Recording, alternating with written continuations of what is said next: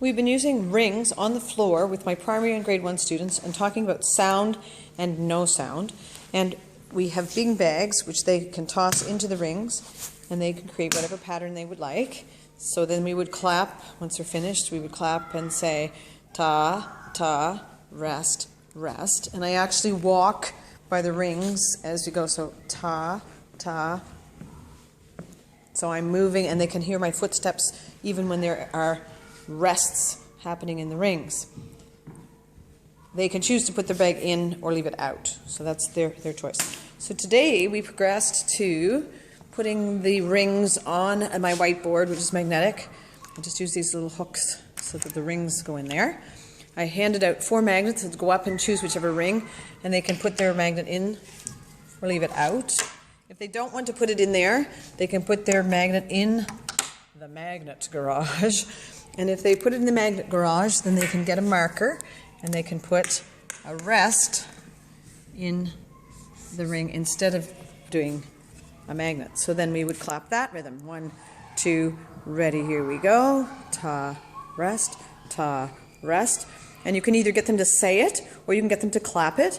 What I do with my students, if they are clapping it, they don't say anything for rest because you're making music, and in the music when I'm playing, I don't yell out rest every time I'm resting. Neither do we do that when we're singing. But if we're speaking it and we are actually naming this ta, then we can also name that rest.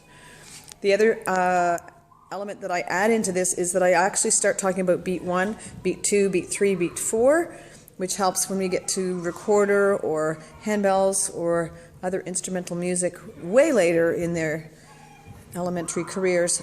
But then we can talk about what's happening on beat 3 and what's happening on beat 4, so they get an association of 4 beats. Grade 1s and 2s came in today, and they wanted to do a TT, so of course we needed 2 dots in our circle, and then they said, well, we have to do this. And so then they fastened together.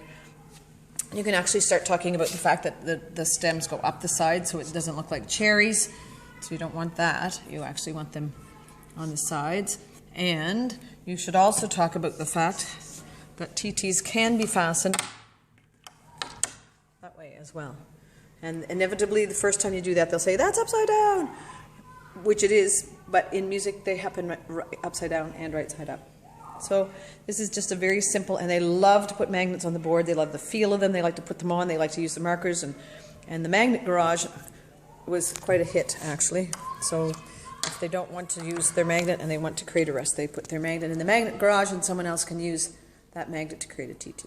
So there's something you can do with magnets and hoops and rhythms.